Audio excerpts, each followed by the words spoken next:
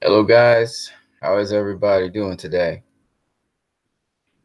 Don't have a whole lot to say, but as you can see, we're going to talk a little bit about Training Day. Just watched Training Day and Ethan Hawke. So, Training Day was not directed by David Ayer. Actually, he wrote it, but the actual direction was done by another director, and the principals were Ethan Hawke and Denzel Washington. And excuse me, Ethan Hawke has been really an uh, underestimated talent, and I'm going to show you some of the movies he's been involved in. Joel, Joel chapter 2, verse 15. Blow the trumpet in Zion, sanctify a fast, call a solemn assembly. Gather the people, sanctify the congregation, assemble the elders, gather the children, those that suck the breast. Let the bridegroom go forth of his chamber, and the bride out of her closet. Let the priests and ministers of the Lord weep before the porch and altar. Let them say, Spare your people, O Lord, and give not your heritage to reproach, that the heathen should rule over them. Therefore shall they say among the people, Where is their God? That's a interesting set of language. Again, it's a lot of poetry involved here, a lot of prophet spoken sort of poems, and they used a lot of metaphor. And most prophets dreamed dreams, and dreams are metaphors. But suffice it to say, in very simple language, the heathen are they who, I was having a discussion with William Ruffin on Facebook, and it's very interesting coming to the conclusion about um, basically what God is, you know. And so I think everybody will agree that love is the thing, you know. Love is the thing. I mean, the whole world speaks about love in a favorable way. And for the first time, William Ruffin was able to see the absolute truth, which is that love is everything, you know. And that's why I appreciate Zack Snyder. You know, love is God. Uh, if, you know, uh, that's it, pretty much. Now, why am I saying all of this? Hmm. But let me just go back to the scripture because I'm kind of all over the place. I want to keep it focused. So the scripture here is talking about the heathen. Who are the heathen? The heathen are those people who don't have love. The heathen are people. Now you got to listen to me carefully here because I'm not trying to speak only on religious lines. So when I speak, you guys got to understand where I'm coming from. I'm coming from what is real. Okay. All right. So I can be a religious person. I can be a religious person and a heathen. A lot of people think heathen means atheist or heathen means, somebody who's not religious. No, no, no, no, no, no. No. That's what I'm trying to get you guys to understand, because a lot of your paradigms are locked in these boxes. A heathen is somebody who does not do good, does not care about doing good, does not aspire to do good. That's a heathen. You understand? And I know some Christian heathens. You understand what I'm saying?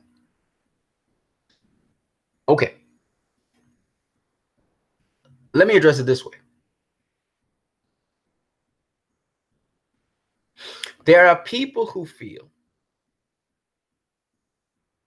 that there's no need to have morality. What is morality? Right and wrong. I think all of us agree on that it is harmful to kill another human being. It's harmful, right? Especially if the person has done you nothing. Just go up and kill them. That's a part of our morality. We all share this, whether it's through humanism, whether it's through some religious means, we all share this.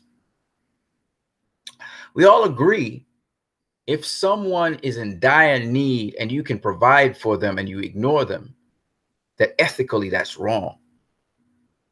You can do whatever you want legally with your money and your resources, but to see somebody in need that's appealing to you, that has a genuine need, that's probably going to die, and you do nothing, that's ethically wrong. That means we have mores. We have what is called a set of values shared by a bunch of people. This is what morality is. So we have an understanding of what is right and what is wrong. The heathen do not care about that. You can be a religious person and a heathen. You can be a religious person and heartless. And what William Ruffin and myself, we were able to bring forth to the forefront is no matter if you are a religious person, if your religion is not informed by love, then it is useless.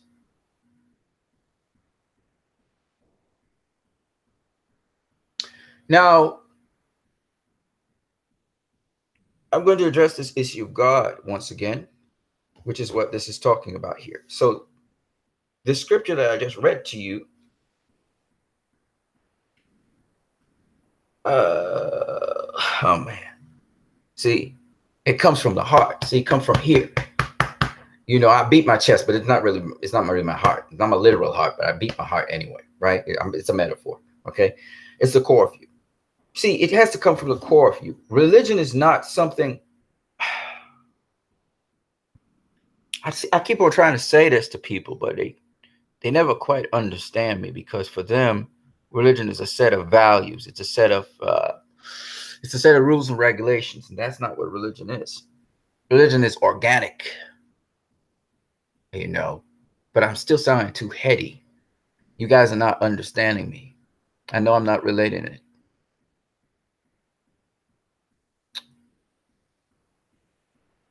Religion and God is not something external to us, not something we have to apprehend.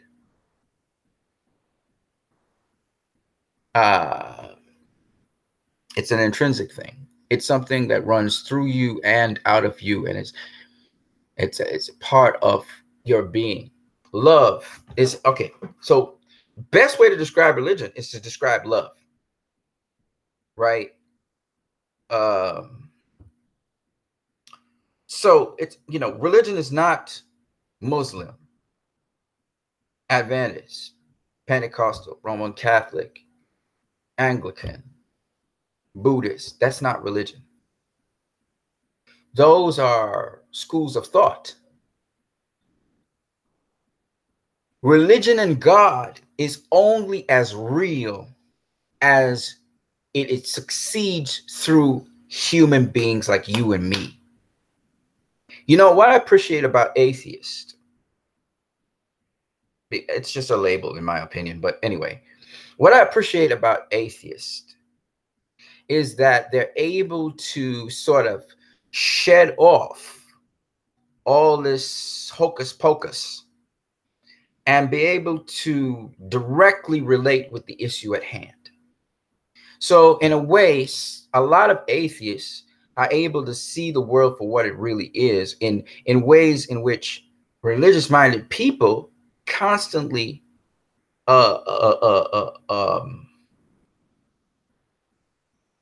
they constantly skew it.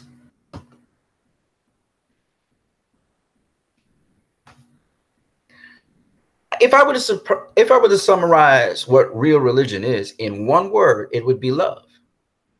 Showing love to other people, caring about other people.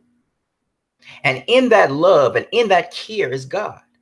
I was talking to my good friend William Ruffin about, you know, the different Greek forms of love. You know, they talk about eros, philios, and agape.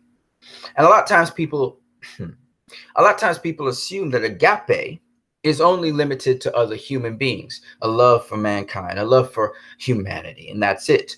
No, agape goes beyond that to the love that sustains and also observes and appreciates all things. All things. And so if I could carry this to the next level, not just sentient life and sentient beings, but even those things which are not sentient at all, such as your walls of your house and infrastructure and soil and anything that exists. Because love sustains all that bees. It is the ultimate value. It is the ultimate thing. And that's why people sing so many songs of love. Unfortunately, a lot of these love songs are romantic, and they are not only the general sweeping agape or the brotherhood songs such as Philios. There's, you know, not as many of those as they have for the love of man for a woman, or, you know, partner to partner or whatever. And a lot of times the general sweeping love is not seen as intimate, even though it is the most intimate love you can ever have. But it is one which envelops a lot more than just a specific object or person. When you become a slave to love, you know, anything you worship, you become a slave to. Anything you dedicate your life to, not just being a devotee of it, but now a slave to it. You know, sometimes I become a slave to music. When I really get into music and I really love what I'm doing, I become a slave to it. I'm a servant to it. It kind of guides me as to where I will go. Similarly, people like to talk about being servants of God or slaves to God. I like to paraphrase it as a slave to love. And I don't think of love as just emotions. I don't think of them as feelings, though they do fuel feelings. I think they're beyond that, to a sensitivity and awareness, to not just a cognition, but now superseding that, going into what I consider the divine, moving from one realm to the next realm. I believe that to be it's transitional. I also think that love is something that is not only transcendent, but I think it is also transformative. That is, once you've gotten in contact with love, you will never be the same. This is what Wonder Woman was basically saying, actually. And so you no longer stay at one state or stage. I was talking to William Ruffin also, and we really had a nice little discussion before he had to leave. And, you know, if there's something else that I need to tell people, is we are ever evolving as a humanity. I believe that there's another level above humanity, a divine level called the sonship. And, you know, if you look at luminaries in the sky, and, you know, on suns and stuff, you would understand what I'm talking about. It's that, except that grain of wheat fall to earth and die. Now, I want to just explain to you guys where I'm coming from, because I think there's a lot of things you need to understand about me. Okay, so I was born the second month of the year. I am the second child of my family, the middle child. I want you to understand, I was born in the middle of a decade. I want you to understand that I was born in the middle of a month off of a leap year. I want you to understand the context for which I come from. For my purpose, my whole being for being here is to show everyone in the world what love is. I was born on the day of Saint Valentine. I was born in the year of the rabbit. I want you to understand all of these things so you will understand my purpose and where the stars align when it comes to me and my purpose for being here. So that when you put that in context, and if you go and research what I just said, go read up on everything I said, understand the fullness of the context of what I'm saying to you. My purpose for being here is simply one in which to show people love. That's it. That's all I am here to do. And once I am gone, that is what I will leave back as my legacy. Everything else does not matter. So it's very important for me to be able to broadcast the signal to each and every one of you guys. And if you've ever been in contact with love, you will understand what I'm talking about. It is not as important to me that I ever get the credit for it. That's irrelevant. In fact, it's not important to me that I even get an outcome and get feedback from it. What is important to me is this very act I'm doing that I am compelled to do. I am a slave to it. And no matter what happens, I will be broadcasting this. This is what I am born to do. This is my purpose. So it is because of that that you will find that I take so much time to talk about these things. All right. So please understand where I am coming from, so that you never have to worry about anything else that I say. Everything I'm saying is out of love. I'm saying it.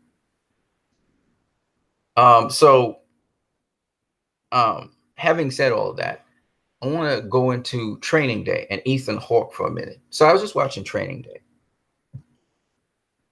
And Training Day is a very interesting story, because the way how things are conducted are not necessarily the way how theoretically things are conducted. And the mentor in this case in Training Day, he said some truths, and he also mixed it with some lies. And the mentee immediately had to understand the difference between truth and lie. And the only way this mentee was able to do that was because he himself had a set of ethical values within himself. Of course, the mentee was played by Ethan Hawke. Now, what was interesting to me was that, and this really happens. This really happens in law enforcement. Okay, I know this for a fact because I have a friend of mine right now going through a situation like this as we speak. Now, what makes it very real and also very interesting is, how do you keep your integrity under the face of a system that has been organized like that? And how far are you willing to go in compromising your integrity based on the fact that the people around you, all the people around you, have some dirt on them? And what I remember is when I was watching the television series Krypton, everybody in that television series of Krypton had some dirt on them. And that carries me back to the James Gunn issue, which some people are going up on their high horse because everything's politically correct today and saying, you know, he should never have said that and blah, blah, blah, blah, blah, as if they don't have no dirt on them. One. Two, as if James Gunn did not repent of what he said and the atrocious things he said. And now everybody thinks of him as a pedophile, whereas this man was just making a joke, and he made constant pedophile jokes, as well as he made some rape jokes, which were distasteful, but they can be interpreted as humor. And maybe he does have an issue with kids. But my question to you guys is, which one of you out there don't got no skeleton in your closet? That's the thing that gets me. And the other thing is, this is 9 years ago. People are pulling back archives from 9 years ago to use against this guy. Why couldn't you find something recent to pull against him? Because he ain't got nothing recent, right? So you have to go all the way back to 9 years and dig up the skeletons in his closet to try and pull some dirt on the guy so he can lose his job. And the guy who pulls up the dirt on him is a nasty son of a bitch. He's nasty to this day, unrepentant, nasty bitch. So you gonna tell me a nasty bitch? You ain't looking at the nasty bitch. You're gonna watch a nasty bitch pull up dirt on a guy who has repented of that act from 9 years ago to make him lose his job because the studio doesn't want him anymore. So they carry dirt on him. Do you remember what they did to Joss Whedon? What did the MCU do to Joss Whedon? They got a whole set of dirt on him once he started to work on Justice League. They started pulling up dirt on him. That's what Disney do. Nobody pointed the finger at Disney and said, "You nasty son of a bitch." Nobody says that to Disney. I'm just saying. So I'm going to put it to you guys this way. Donald Trump knows, and again, I'm saying Donald Trump not because I'm trying to right now speak evil about him. I don't really care about that. In fact, I listened to his Secretary of State talk, and I found that the Secretary of State was saying some pretty solid things, unless the second, of course, none of it is verifiable, but it sounded like, you know, they were moving on the right course. Now, the Secretary of State could be lying through his teeth just to appease, you know, the military, you know, the people. But nonetheless, the point is, even though it's not 100% verifiable, one thing I can tell you is that he sounded really good, right? Now, my point to you guys is this. Donald Trump uses that same tactic that this nasty son of a bitch is doing. And in fact, the detractors of the DCU was using that same tactic against the DCU, deflection. The real, and this is why I did the video yesterday on people blaming God for things they've done. They misdirected and blamed God. Now, I'm not saying James Gunn shouldn't be held accountable for his actions 9 years ago, but the guy was apologetic for it. He should not have lost his job because of that. That is Disney wanting to fire him and getting this nasty son of a bitch to circulate this rumor to get everybody talking this about James Gunn, because James Gunn they ain't got nothing on James Gunn. When you got to go back 9 years, you got to go back 9 years to find dirt on a guy. I mean, you ain't got nothing on him, but you want to get rid of him. So how do? You circulate a rumor. I know how these nasty people work, man. I could tell you, I know how these nasty people work, you know, because everybody got dirt on them somewhere. You know, I looked at in Training Day how the detective, the mentee, he got dirt on Ethan Hawke's character. How did he do it? He made him he made him smoke the PCP cocktail. You understand? Get dirt on him. So because I wanted to go do something dirty, so I'm gonna get some dirt on you. With Zack Snyder, they couldn't find nothing on the dude. They really couldn't find nothing on the dude. So what they do? I don't even know if these nasty son of a bitches killed his daughter. There's psychological ways to kill somebody. They put pressure on her, and eventually she killed herself. We don't even know if that's what went down. I don't pass it by these people, man. I don't pass it by them. They nasty people. Okay, they dirty people. Okay, so my point anyway is, and that's why I read this scripture. All right, there's a reason I called that's the fucking heathens. Sorry about my curse words, but that's the heathens. That's why I said that you can have religious people. They say they belong to this church or they belong to this shit, but they fucking nasty to the core. They're nasty motherfuckers. A heathen can be someone who their intentions in their heart is not towards love. It's towards wickedness. And these motherfuckers will walk around as if they are loving and kind. But in their heart, that's a hellhole. It's a hellhole up in there. And so that's why I wanted to say that. I know I cursed and stuff. Sorry about that, folks. But I really don't like it. I don't like it. And we have hypocrites walking around. A lot of them smiling and everything, you know, but they wicked people. They wicked inside. See in here? They're wicked in here. And that's the true heathens. You can have big spiritual leaders, powerful people. In the heart, it's cold as ice. But they will simulate as if they care. They will simulate and emulate as if they love somebody. But they really worship the devil. And if you are atheist, I'll put it this way. They revel in their power and the fact that they can wield it to do whatever they want at the expense of other people, innocent people. They're all about manipulating other people. So Training Day was interesting in that respect. This guy, he needed to get a certain amount of money to pay off the Russians. And he didn't care how he got his money because he felt he had enough clout and he was above the law. That's what Training Day was about. And he always thought he was a step ahead of everybody. But he wasn't. And he got served in the end. He had to pay for what he did. And every one of us will have to pay for what we do. Every one of us. Because everybody got to go see the Sandman. Everybody got to die. Everybody. Well, almost everybody. Some people don't die.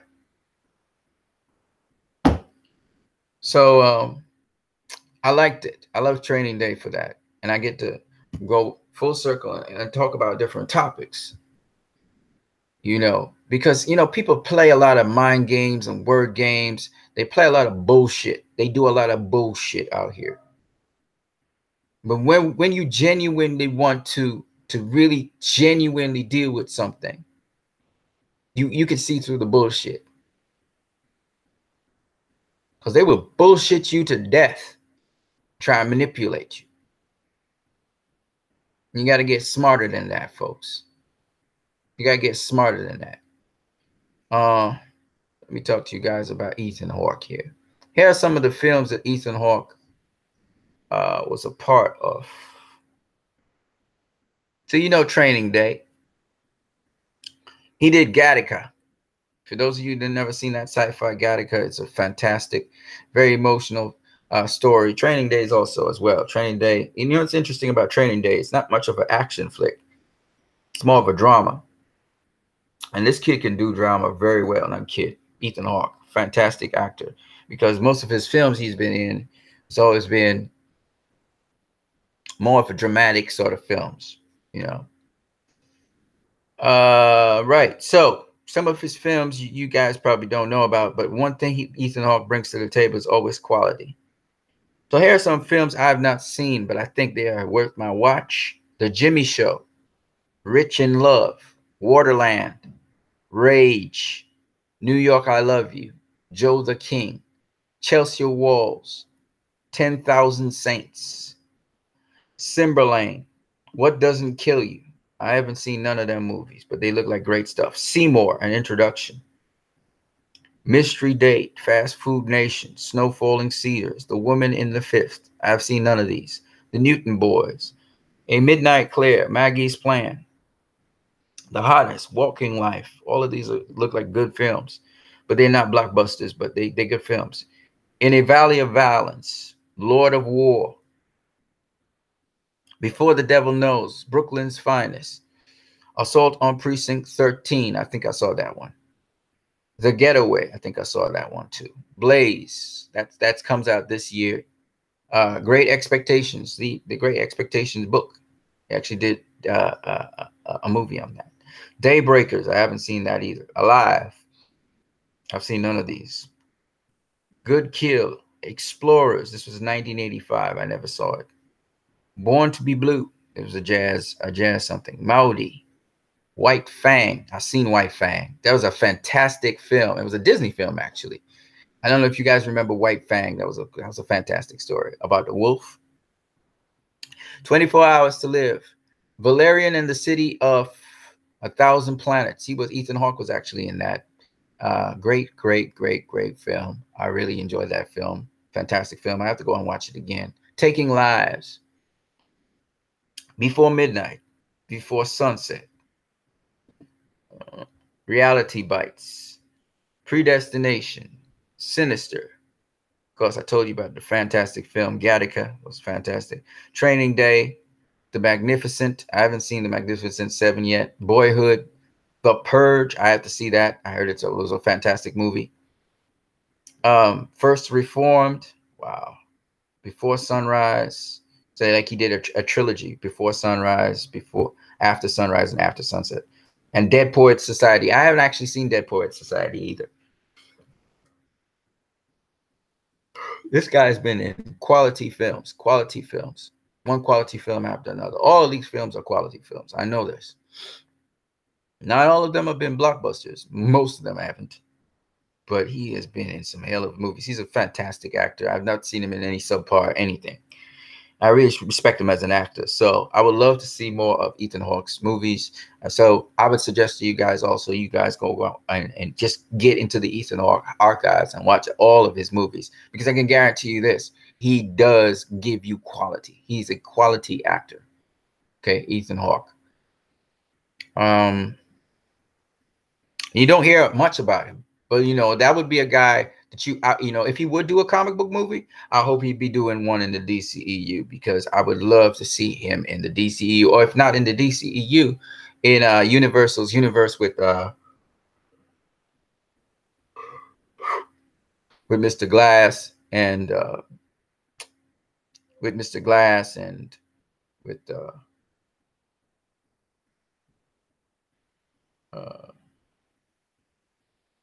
you know, the Split character and the other guy. I forgot what he is.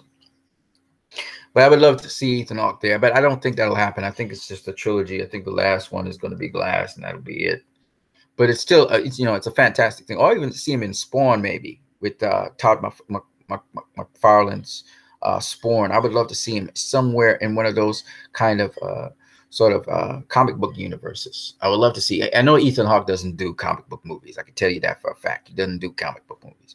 I mean, he's a serious actor, and he would like, nah, I don't want to do no comic book. But it would be nice to see him in one of those things, you know. But you have to, you know, you have to treat the character seriously. It has to be a really good role, because you could tell Ethan Hawke, he kind of picks the oh man, come on. I don't even know why I'm yawning like that. He actually picks the roles. You can tell he's very selective about what kind of role he wants to get, you know, involved in. All right, man, I'd be yawning. It means I'm tired or something. I don't know what's going on with me. My mouse is seizing up. The screen is seizing up. So basically, that's all I wanted to talk to you guys about in terms of movies. I've been watching a couple movies these days, so that's what I got. Let me see what you guys are saying in the chat section. If you ain't saying nothing, I'm out of here, okay? This is 11 o'clock, and I got to get going. I got bills to pay. Movies these days. All right, DJ Lost and Found. Good morning, bro. You speaking about my all-time favorite movie, Training Day. David says, morning, Anson. Marcel Music says, hello, Anson. That's cool. The pagans ruined the church a lot before. Yeah, religion is a belief. Marcel Music. Religion is more than just a belief, my friend. Religion is love, dude. It's something you have to show. Oh, there's another thing I wanted to talk to you guys about. So, you know, God is not exclusive to us as humans. What I mean by that is you do God. You have to live. You have to live God. Got to go now. Time for me to study for a test. All right, David. I was born on St. Patrick's Day in the year of the dragon. Okay. Okay. Okay.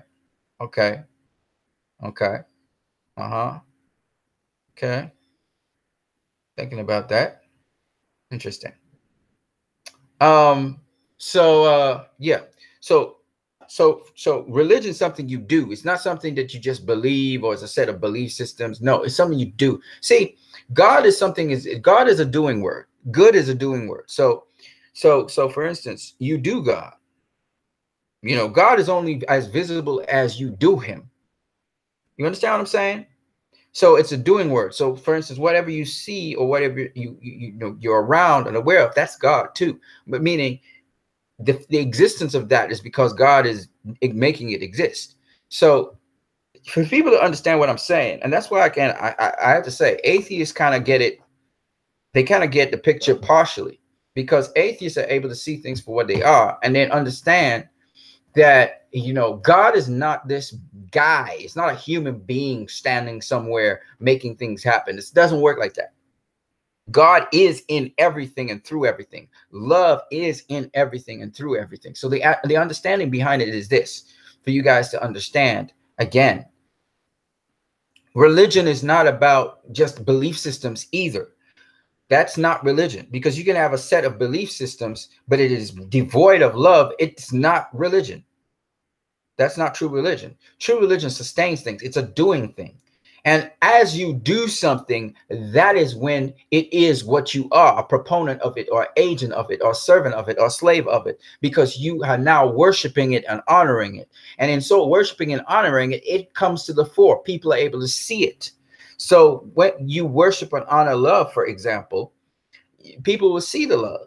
And that's in your actions. In your actions, in your loving actions, people see it. And true religion is loving actions.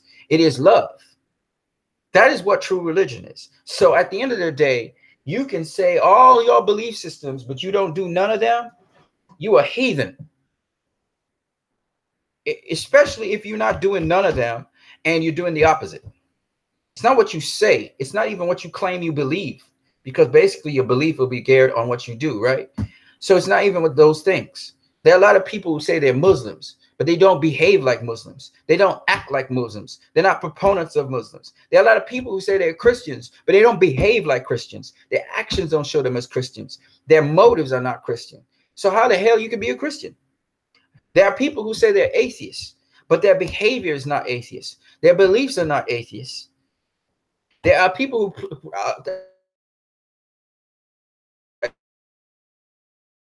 but their behavior is not agnostic. Their beliefs are not agnostic. They're big hypocrites. They claim one thing, but they act the opposite way. Or they do things which show that they are not. They don't truly believe what they say. You understand what I'm saying? So that's one thing. And the two thing is, all of these stupid labels sometimes really cloud the judgment on what really is the important thing, which is love. At the end of the day, love is the most important thing. And the whole world sings about it all the time and talks about it. Unfortunately, they only talk about a piece of love. They talk about mostly romantic love and love that has to do with pulling on heartstrings and emotional strings. So you feel sad for something that happens. But really, agape love deals with loving when even people are not paying attention to something that needs to be loved. For example, in a certain part of the world, there's right now a lot of violence and crime happening in that part of the world. In another part of the world, things are going well. Love equally is concerned about both parts of the world, things that are going well and things that are not going so well. Right? Indifference is terrible when you have no feelings for nothing because you're indifferent about it. You see what I'm saying? And so there's a lot I'm saying right here that takes a while for people to understand. All right. DJ Lawson Foster says, you hit a point I was going to write. Love is action and love is a person. Love is not necessarily a person. That's what I'm trying to say to you. It's an ideology. It's an idea. It's a virtue, not person. Superman's not a person. This is what Zack Snyder was trying to point out. And this is the difference between Zack Snyder's definition of Superman and what you have seen of Superman before. God says, thou shalt have no other gods before me. Thou shalt make no graven image in the earth above or the heavens beneath. Now, a lot of people say, well, God is selfish. All he wants is for people to worship him and him alone. Well, you see, it's not really that. It's this. God's not trying to get us to fixate on any particular person, object, or entity. He wants us to be focused on principles or values, ideas. So, for example, Zack Snyder made a transcendent Superman. The transcendent Superman is what Wonder Woman speaks about, which is love. It is not Kal-El. Kal-El is not Superman. Clark Kent is not Superman. The one that they call Superman is not Superman. How do we know this? Let me show you. It says, if you seek his monument, look around you. That's where Superman comes from. If you seek his monument, look around you. What Zack Snyder's saying here, and what the philosophy behind it is that it is the idea. And then Jarrell said, you will give them an ideal to strive towards. And the House of El symbol, the House of El glyph is hope. So Superman is hope, and hope is a virtue. It's a virtue. Zack Snyder goes on further to show you that superheroes are not people.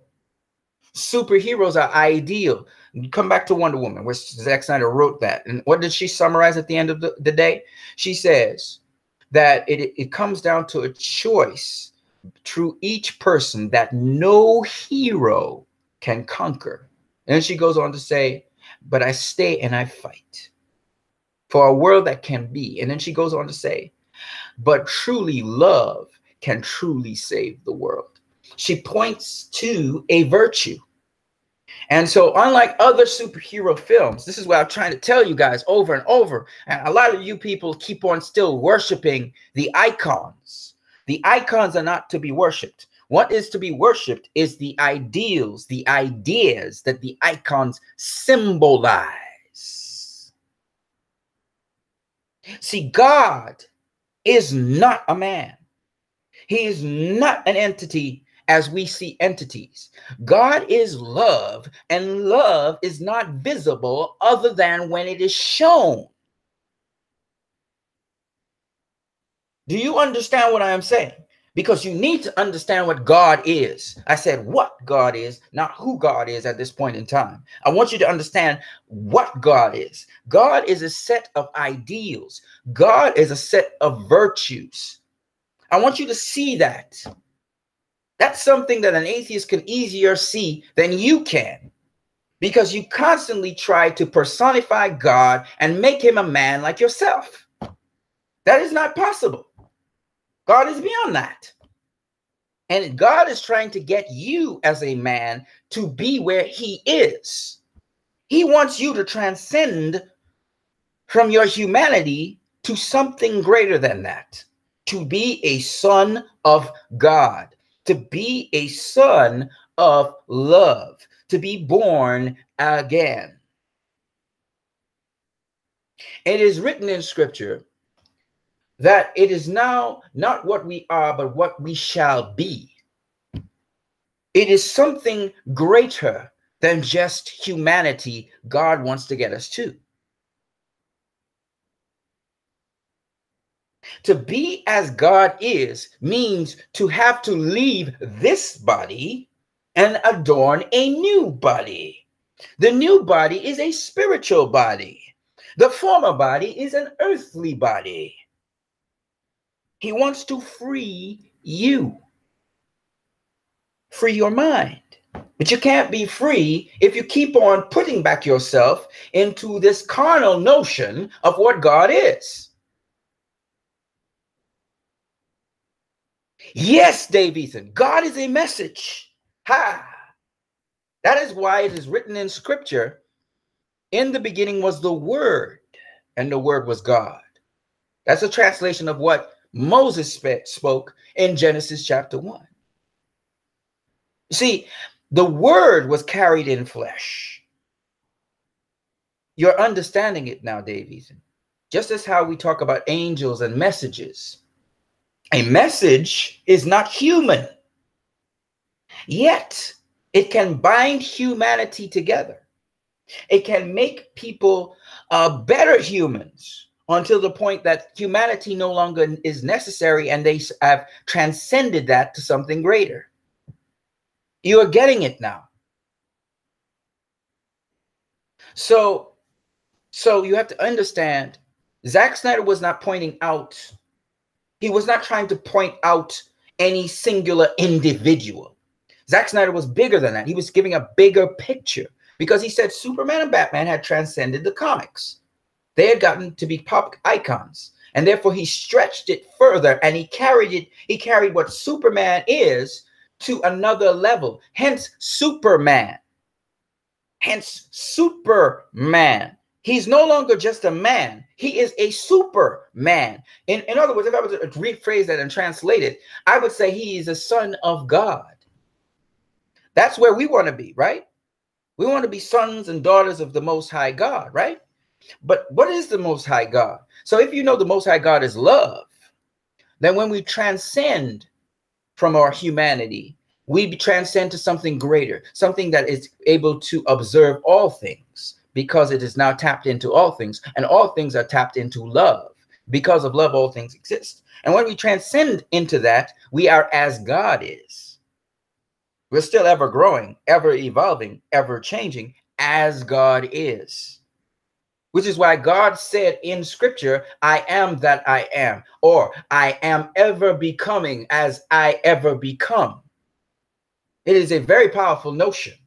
This is why God wants us to be as he is. And he said, thou shalt have no other gods before me. He is speaking of ideals to strive towards, to ever become better, ever evolve.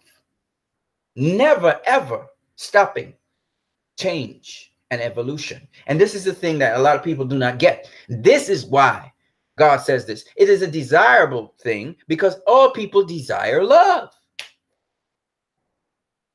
So that's why it sounds selfish and jealous, but it is not selfish and jealous. It is actually the best possible way forward because we are inclined, all of us, to desire that pathway. All of us. All of us want love, and all of us want to give love. And that is the essence of what Scripture is built upon. And all the holy books, and all religions, and all philosophies, and all, you know, all ideas and knowledge is built upon this principle. And so it's that I'm talking to you guys about. But if you have no understanding of what I am saying, and you constantly think of God as some sort of icon or some sort of individual or some sort of entity, you will constantly think of him as a black hole, selfish. You have to do things my way. But God has never been about doing things my way, being something which limits your choices and decisions. It is about staying away from destructive pathways and instead having the plethora, the infinite plethora of possibilities for building and being constructive. It is actually the broadest possible pathway ever.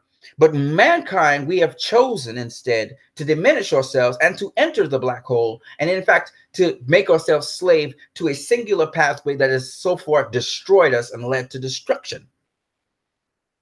And we have since de-evolved from what we once were many, many millennia before because of choosing one specific pathway over and over again.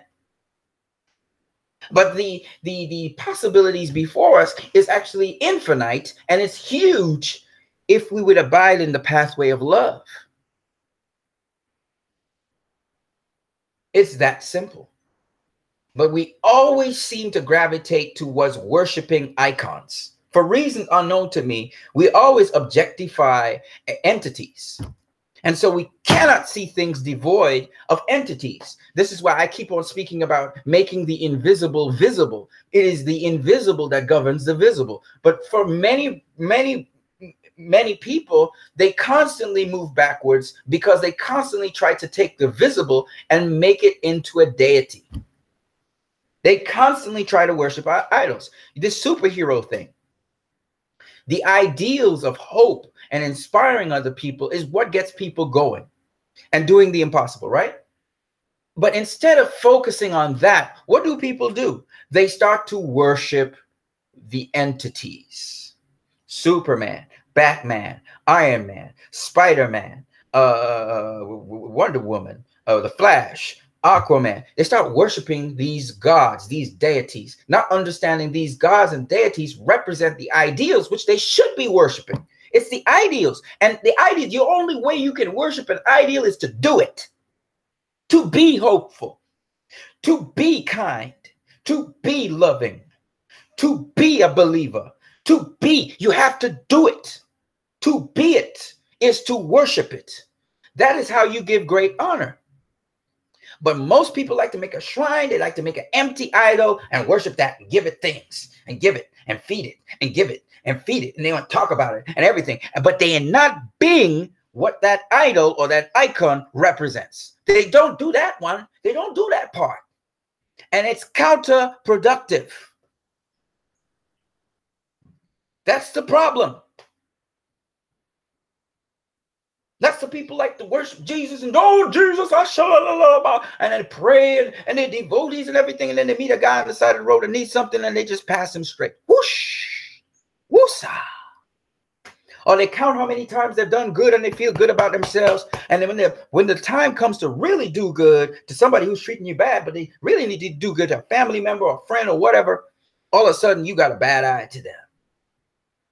You're not being what the icon of Jesus Christ represents. That's my problem. When I see the greatest paradox, the oxymoron, when Christians are going to war with other nations, talking about they fighting paganism, right? You're going to war against the Muslims, or you see Muslims going to war with the Hindus and stuff. It's the oxymoron because You say you a Muslim, or you say you a Christian, or you say you a Hindu, then what on earth are you doing, going against the principles of what your religion represents? You say you're this, you profess to be this, and then you do something else. Can't do that. You can't be saying you this and then you do that. It means you a heathen. You see what I'm saying? That's what a heathen is. That's what this book, Joel, this is what this book is saying to you. It's the Bible. But I can pick up any other book. I can pick up the Quran. I can pick up any other book, tell you what it says, and ask you if the followers of that book are doing what it says. And a lot of them, they like to interpret the book. But the one thing you know about, if you're going to interpret a book and the book's core is love, it's out of love that book is, if you hear the interpretation and it ain't got no love in it, then you know these people are heathens again. You can't serve Allah and you ain't got no love in your heart. It ain't happening. It ain't happening. And it will be seen. By their fruits, ye shall know them. That's why I said these people out here, they're full of shit. They are bullshitting you. They want to point out David Gunn's wrongs from 9 years ago. They ain't got no love in their heart. They know why they're doing that. They full of shit. And you got to know that.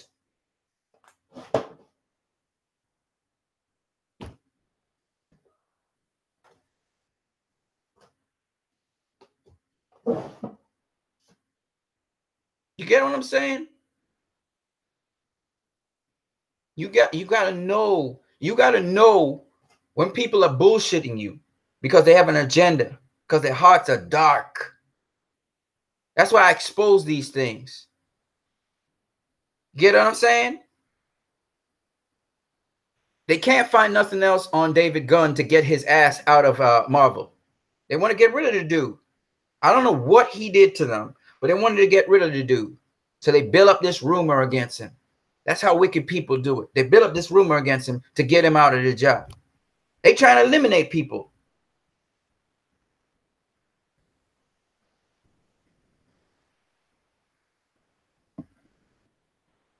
You got to be able to see through the bullshit, man, folks. It's all a political game.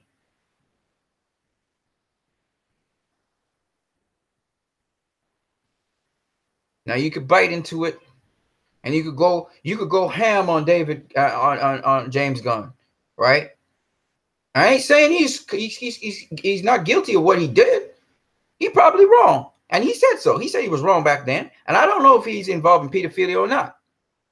But if you go for that deflection, you got to ask yourself, based on that 9 years ago, his statements 9 years ago, you gonna fire this guy? Roseanne Barr. What she said, she was consistent year after year. She was never repentant of it. She has a history of doing that. Donald Trump, he has a history of doing it, and he ain't repent of it. James Gunn, you had to go back 9 fucking years? You went back 9 years to see what this guy said. He ain't saying it now. Why you got to go all the way back 9 years? Ask yourself that stupid question.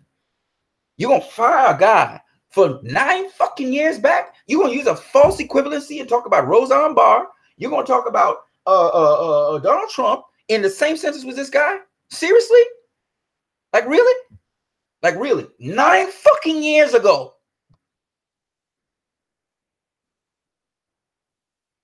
That's when you ain't got no fucking love in your heart.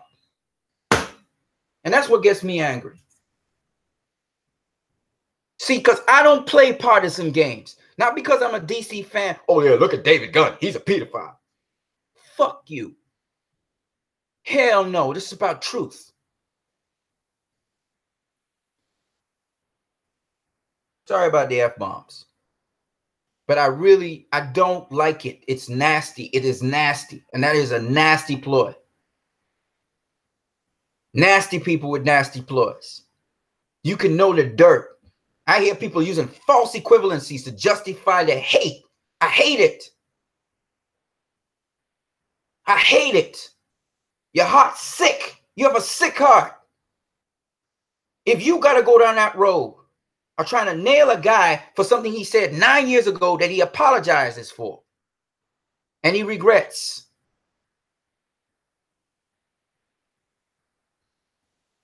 And he loses his job for that? Get the fuck out of here. Seriously, no. That is just wrong. It's wrong.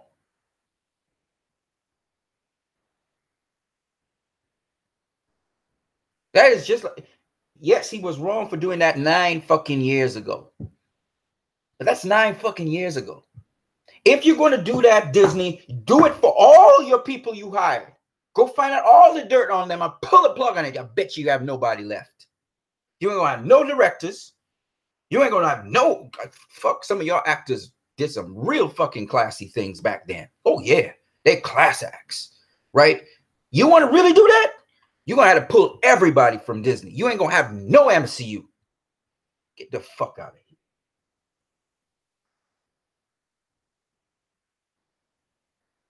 Get the fuck out of here. Get the fuck out of here. That was classy, Disney. Classy. You hired a guy to spread dirt on this guy to catch wildfire so you could fire him. We see the play a long time, man. That was classy, Disney. So classy. Shame on you, Walt Disney. Shame on you. Shame on you.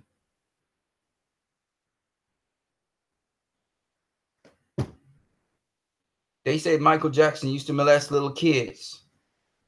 Maybe he did. But the way they went after Michael Jackson,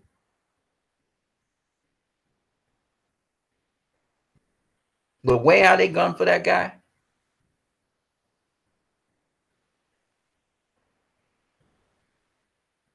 you can tell. And eventually they assassinated him. And you know who assassinated him? Sony. Because Michael Jackson had the rights to all of their music. He was about to take over Sony. And these motherfuckers said, no way, Jose. We're going to kill you first before that happened. And we're going to try and get you as dirty as possible. And maybe he was molesting little kids. I wouldn't be surprised. But they couldn't get him in the courts. They was trying to sink him so they could steal his stuff. So they had to kill him. I don't forget this. I don't forget this. Who's darker? Who's the real heathen in this whole thing? That's what I ask you guys. You know, that's what I don't like out here. The hypocrisy. See what I'm saying? And that's why I expose it.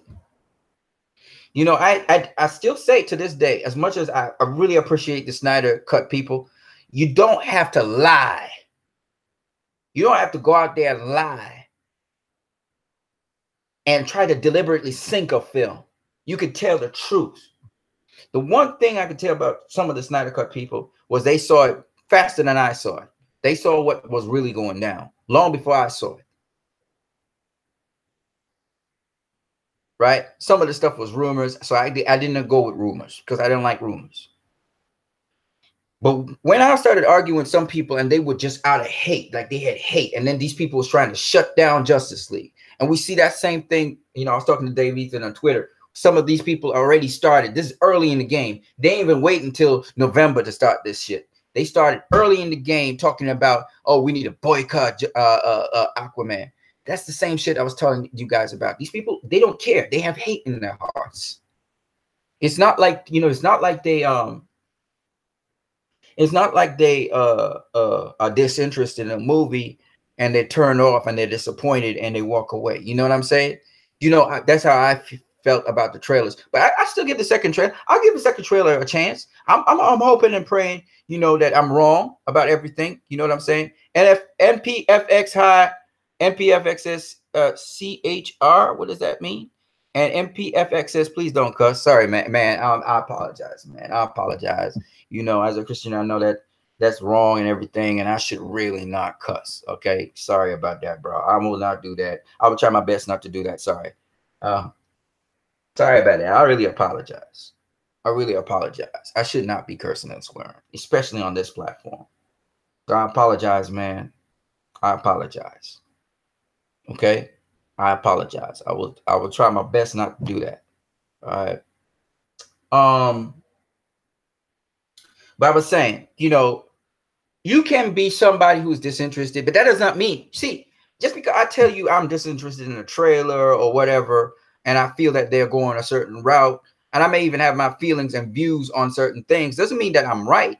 I could be absolutely wrong, and actually it could turn out that the trailers and stuff actually turned out to be very good, and was just the CGI wasn't finished, and you know, they wouldn't finish with their idea, you know, and James Wan is probably very excited about the project, and maybe it's all James Wan I'm seeing with Aquaman, and maybe it's not even compromised, right? So I could be absolutely wrong on this. I'm open to whatever the next trailer, whatever, but as of this present point in time, I do not want to go watch the Aquaman trailer again. I feel very bad about it. I don't want to see it. I want to hear nothing about even Shazam or Aquaman. I see the merits in Shazam, by the way. I enjoyed certain moments in the Shazam. I have not gone back and watched the Shazam trailer. I've not even followed up on what is happening with Wonder Woman. And really, I should be. It's just that my heart feels a certain way, and more of my emotions make me feel really bad about what's happening with what happened with the Snyder Cut to start with. And then my fears that what is happening with the Snyder Cut is going to continue, because to me, it feels like Warner Brothers is unapologetic about what they did, and that they're continuing along the same lines. This is how I feel. You see what I'm saying? This is how I feel about it. And it makes me very sad. And so that's what's happening with me. Dave Ethan has a different experience. He's like, you know what? In spite of all that, the guy's got a big heart. Dave Ethan's got a big heart. St. Patrick's Day. The Year of the Dragon. The man is a beast. You know, he's a dragon. He's got this power with him. So he's able to sort of carry through with that and say, you know what, I'm gonna support this this franchise in spite of all that, but I'm gonna push for the Snyder Cut. That is big. He has a bigger heart than I do. He had a better resolve. He's staying positive. That's something I am struggling with. And he's handling like a man. And I'm saying, bro, keep going that direction. That is the direction to keep going. I just am not there, and I can't deal with that right now. I'm wrestling with that I actually bought into what Warner Brothers was saying, and I really was riding with them, only to realize that they tricked me, you know.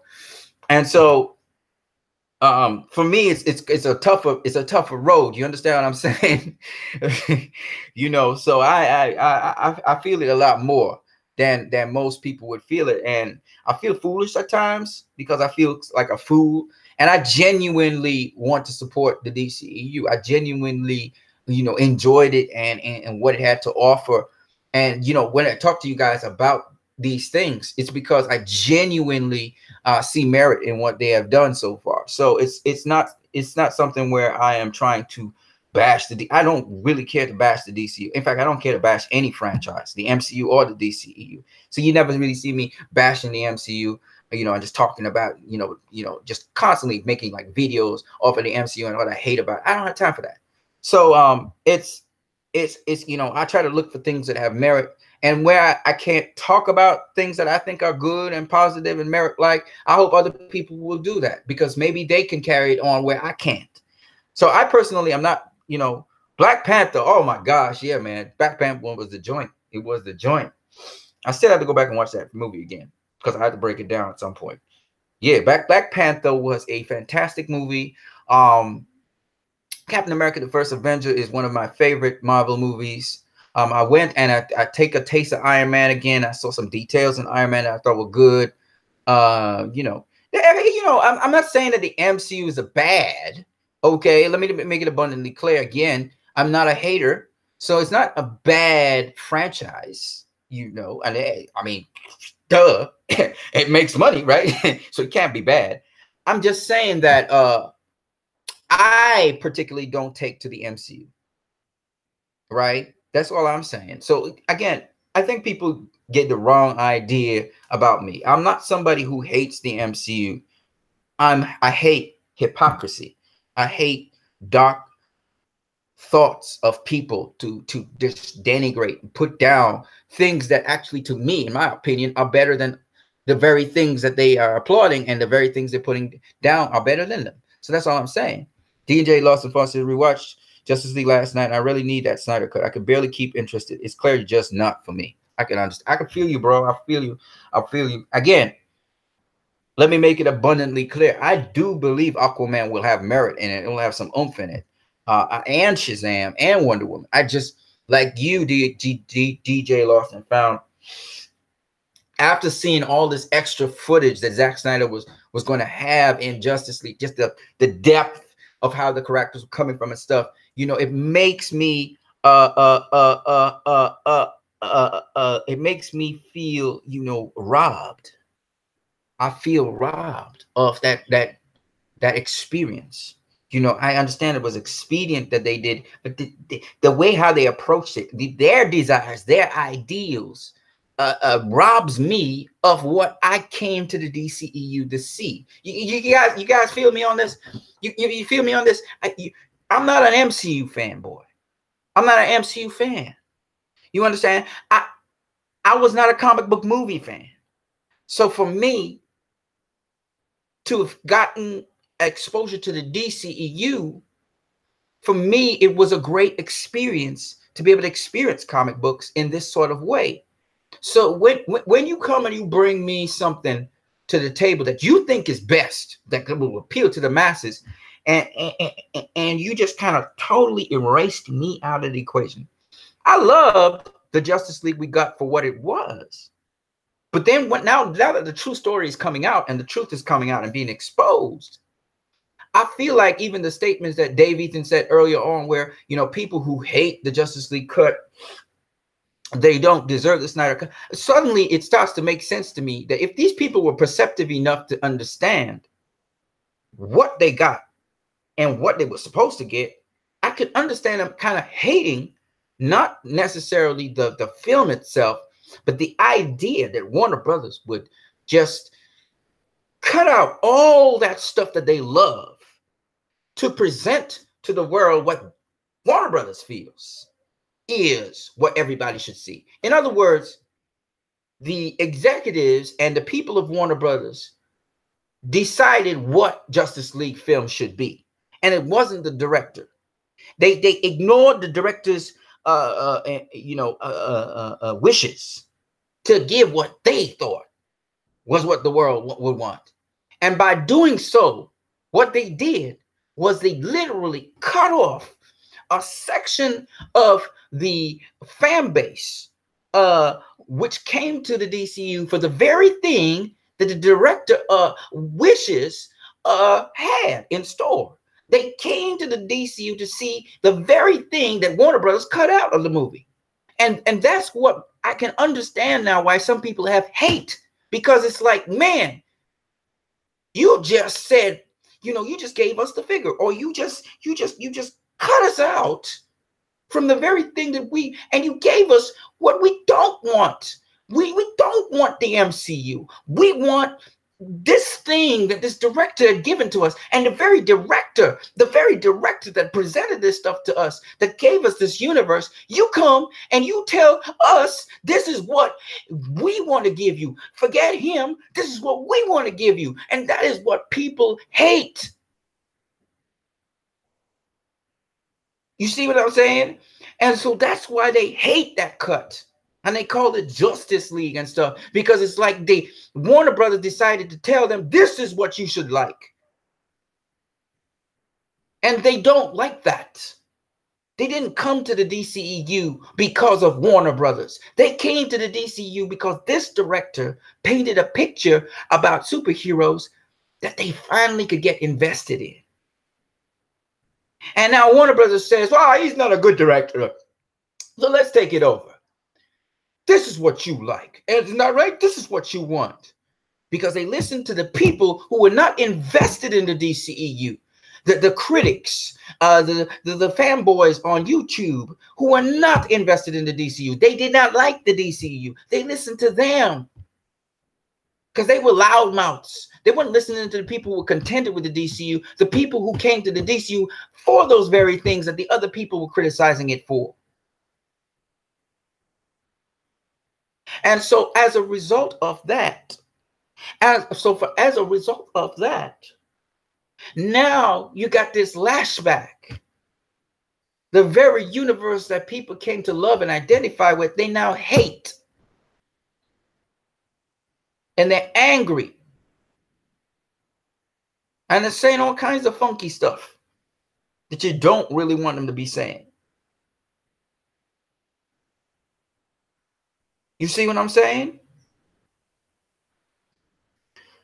That's why Justice League is the lowest grossing DCEU movie. And I'm hoping. I'm just hoping, man. I don't know, man. I just don't know. I don't want to even voice it. I don't even want to voice it. I'm gonna stay hopeful. I'm gonna let Dave Ethan lead the charge.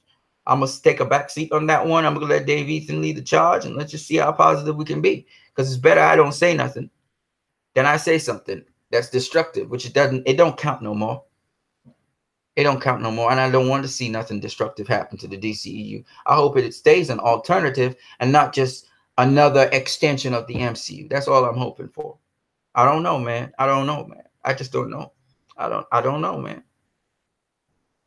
DJ Lawson Fowl said, the DCEU experience has been tainted for me. I truly enjoy Snyder's universe. Even Suicide Squad seemed to be going in a great direction until the media tore down BVS. Right. Suicide Squad had its dark. And, you know, even the reshoots of Suicide Squad, I didn't like them, man. With the Joker, when he said, you know, I'm going to hurt you really, really bad. The second reshoot of what we first saw, he looked more psychotic in the trailer than he did in the movie. Look, like he was trying too hard to be mean. You know what I'm saying? It's like they did some kind of reshoots or something on Suicide Squad, and it just did not match up at all, man. NPFX says my computer. Okay. DJ Lawson Pound says it's clear that David Ayer could have provided a gritty and grimy crime film based on what we've seen in Training Day and Bright. Exactly. He could have done a Bright. He could have done a Bright on us. It was still being funny, but it would have had some depth. You know what I mean? More depth than it had. MPFX says it's lagging. Oh, okay. Okay. No problem, man. No problem. DJ Lawson Found says, therefore, I don't hate the DCU, but I find distaste in the new direction of the future. I agree with you, brother. Hopefully, Aquaman and Wonder Woman 84 will change that. Man, you got to be hopeful, bro. You got to be hopeful because it looked like they taking a tone change somewhat. A mode change and tone change. They don't, I haven't heard them speaking anything about Zack Snyder except using them as a promotional tool. They don't have him involved in anything. They just kind of like close him out of the thing. And even Walter Hamada talks about changing direction. In fact, I haven't even heard anything from Matt Reeves about Matt Reeves' Batman. And that's supposed to be dark and gritty and, you know, a serious take on it. And it looked like they're going to kick him off as well. And they're going to put some kind of, oh, God. I don't even want to think about the alternative. Because what they doing, the directors they got for The Flash, the directors for Spider-Man Homecoming, I'm just going to tell you guys this right now. To me, I don't feel optimistic about that. You know, I don't feel optimistic. And they're not even doing Flashpoint no more. So I'm not optimistic about nothing right now that I'm seeing. The direction just does not look, it looks like a big fat compromise. And we basically get the MCU and the DCU now. You guys gonna see what I'm saying when you go and watch Aquaman, and then you go and watch Shazam, and then you go and watch Wonder Woman 84. They are marvelizing the DCEU. They'll have some substance in it, but it's going to be marvelized. That's the direction they're going, it looks like. And I don't know, man. I'm hoping not. I'm hoping I'm absolutely wrong. I'm hoping I'm wrong because I'm just hoping I'm wrong.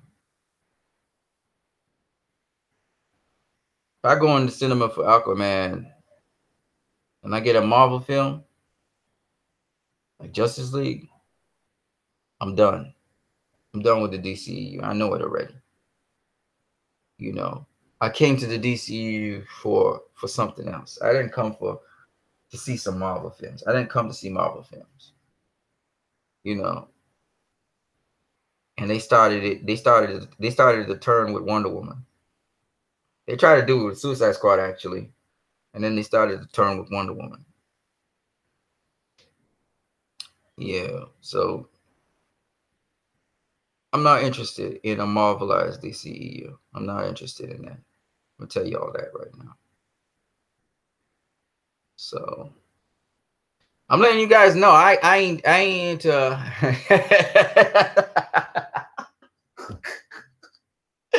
MPFX said no. Which no is that for? Is that no for Ben Affleck is Batman? Or is that no for when Darth Vader found out his wife was dead and he said no? Which one is that for? That's funny. Y'all guys are a trip, man. Anyways, man, it's 12 o'clock in the day. I gotta get going, man. Sadly, DJ Lawson Found says, sadly, I'm expecting the worst. WB has shown no sign of repentance and nothing from Walter Hamada so far. Exactly, man. Exactly. MPFX says Batman, Darth Vader, and all.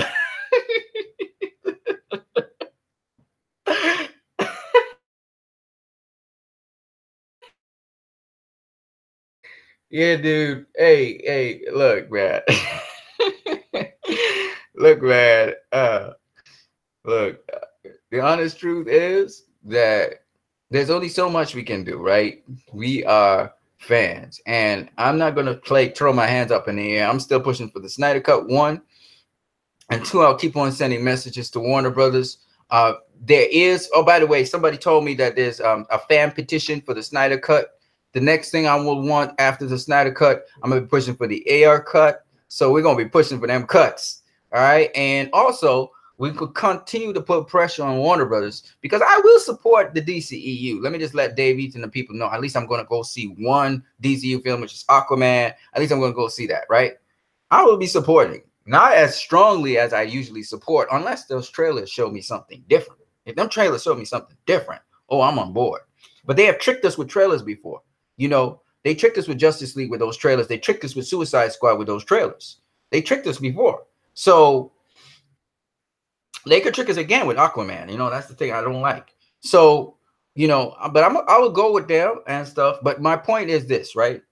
I'm going to do my damnest hard to speak to, you know, keep on speaking out, because apparently we need to be very vocal about what we want. And the detractors and these people, they have gotten what they wanted because they were very vocal. And we need to be as vocal to Warner Brothers about what it is makes these films so great to your core base, the people that actually pay to go see your films, right? We need to let them know, because if they don't get the message, they're going to sink. They're going to sink and they're going to fall, because we already have an MCU. We don't need a replica, and that's what they don't get. We already have the MCU, Warner Brothers. We already have an MCU. The people who support you, most of them didn't really like the MCU. Some of them, like Dave Eaton, like Leroy Kong, they love the MCU and they love the DCEU. Like William Ruffin, they love the MCU and the DCU. Okay, cool. But most of us came to the DCU because we're not really interested in the MCU. It's not like that. You know, we got something else and it's a universe and we were excited about it. So they need to understand that. I think they're not processing that. I don't know what universe they're in, but they're not processing that. And then there's too many yes men up there. So you have fans that go see these movies and they're like, yeah, it's the greatest thing ever. I don't even know who these people are that screen their movies, but maybe it's the haters. Maybe it's haters they have screen their movies, and they bring in the haters and the detractors who don't even pay no money, and they screen your movies, and then they go and write up stuff on it. And the people that actually pay money to see your movies, they're dissatisfied. And then you wonder why you get a lashback. You get a lashback because you're courting the wrong people. You know what I'm saying? They're not the ones that go into the cinema and buy your, you know, and buy your tickets. They don't buy tickets. Critics don't buy tickets. They go on a critic and they get to see films for free. And then you feed them and all that stuff, right? So they could write a review on it. You got to be smart, man, Warner Brothers. You got to understand who it is that pays your bills, that pays the bills for you. And if you don't even understand that, you're going to always be in trouble. D&J Lawson Found says, enjoy your days, folks. Thanks for the vid answer. MPFX says, yep. And so that's all I'm saying, man. I don't know, man. It is what it is, man. It is what it is. These big business companies, you know, they're all into it to make money, of course, and nothing's wrong with that. But I mean, come on now. Oh, I think they're beginning to be vocal from the looks of my Twitter feed. Yeah, I just hope that the vocalness that these fans have, I pray God that they're not trying to be destructive with their vocalness. You know, that's the thing I'm afraid of. You know, if you listen to me, I try to be as careful as possible about what I say because I do not want the DCU to fall. That is not my intention, right? I'm more discouraged than anything else. But I do want the DCEU to succeed because I want to see more movies that have depth and meaning, and I want the DCU to continue because they ain't got nothing else to rely on. There ain't no other universe out there that I like. You know what I'm saying? So I really wanted to survive. You know, it's in my personal interest for it to survive and for them to tell worthwhile stories, but you can't be compromising the director's direction to tell your stories. And I know they're hiring directors that kind of more in line with what they want, and I'm happy for them in that respect. But at least respect the director's direction for what they're doing. Don't be trying to control a director's direction, especially on the last moment. You did it to Zack Snyder twice, eh? You did it with Batman v Superman, where you just decided to shorten up his film. You know, that was a stupid move. And you did that weeks before the guy was supposed to put the film out into circulation. Weeks before the film was supposed to be put into. So Zack Snyder had to go and just cut up the film and make it fit, right? Rush job. That was stupid. Then the second thing they did now is they go and just chop up the guy's Justice League, cut out a whole set of stuff that was important to the film. You know, give us this watered down version. And then on top of that, you never even had the finishing touch on some parts of the film that you were supposed to have. So your CGI wasn't on point. At times, you know, Joss Whedon comes in there and does a substandard job to what Zack Snyder had done before, but because you want to change the narrative a little bit, you have him do those pieces. So you had this inconsistent film with inconsistent quality in it. And on top of that, while the story flowed and it was good, it was airtight, it was solid, it was not the film that was intended by the director to be the film. So yeah, it came out a solid film. I enjoyed the crap out of it, right?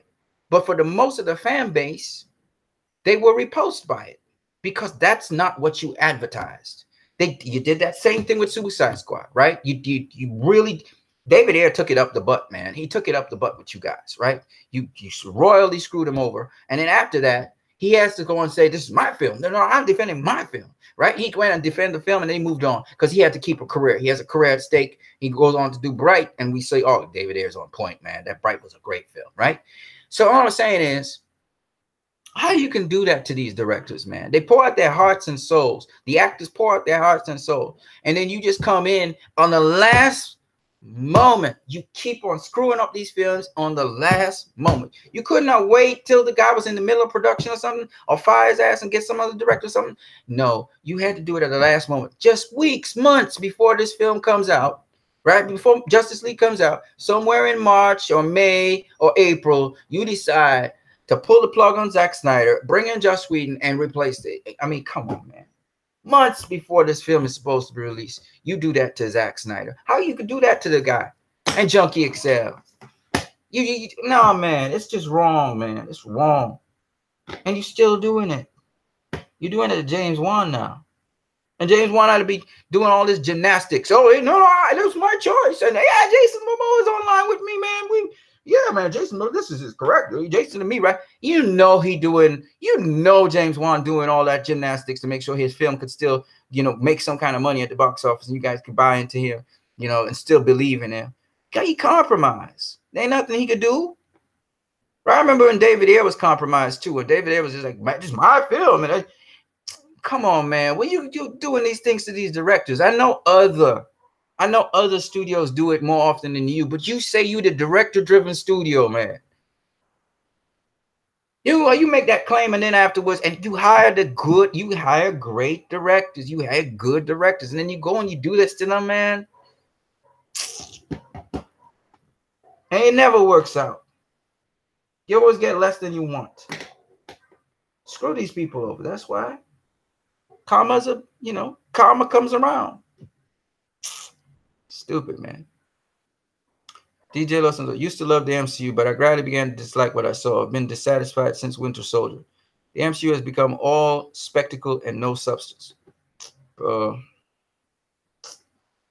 Yeah, bro. I wasn't interested in the MCU like you, so Black Panther surprised me though. I'll give you that, but it's like MCU, meh, never really impressed me. NPFX puts a big question mark. DJ Lawson Found says, and the worst thing WB did to Snyder was blame the change of director on the death of his daughter. Disgusting. Yeah, man. They took the man's grief. And that's what I'm talking about. That's the nastiness I'm talking about, man. These studios, man, they just do you over. You know, that's the nature of the business, of course, but still, man, come on, man. Come on. Yeah, Dave Ethan, man, good talking to you guys. It's about time to get out of here. I gotta go work, pay some bills. You guys have a great day, man, and stay positive, Dave Ethan. I like your spirit, man. Maybe you can lead the way for now, man. We need somebody to be positive up in here, and I'm trying to be positive as much as I can while still being honest, you know. And I'm still dealing with this. I'm still dealing with this deception, man. Just take it, boy. I can't take this stuff, man. I just really can't take it. I should be able to take it, but I just can't. I'm like Ethan Hawke's character in Training Day. I can't do that shit. I can't just shoot a guy. I can't just compromise my belief systems. You know what I mean? Just to get upward mobility. I just can't do it, you know. YouTube is work. Yeah, man. So guys, keep on supporting the Release the Snyder Cut. Those of you who are supporting the DCU going forward and defending it, keep doing what you're doing. Try to stay positive. William Adams, shout out to you out there. William Ruffin, shout out to you out there. Shout out to my boy TNJ Ayala. I didn't see you today. Shout out to you. MPFX, Dave Ethan, DJ Lost and Found. Let me see what else we got here. Let's see if you got any more, you guys. Oh, yes. What's your name? What's your name, bro? Marcel Music. All you guys, man. Shout out to you guys. I hope you guys have a blessed day, and I am out of here. Peace.